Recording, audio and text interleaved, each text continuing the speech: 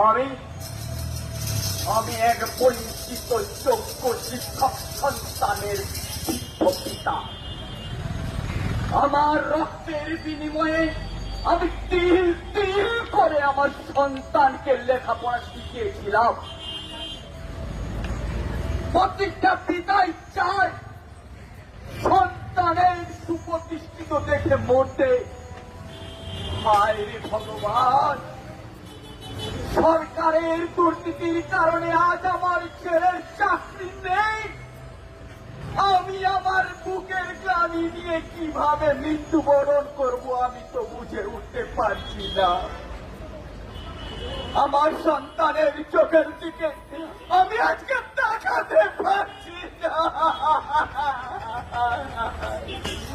মহামান্য বিচারপতির কাছে আমার বিনীন্দ্র আবেদন,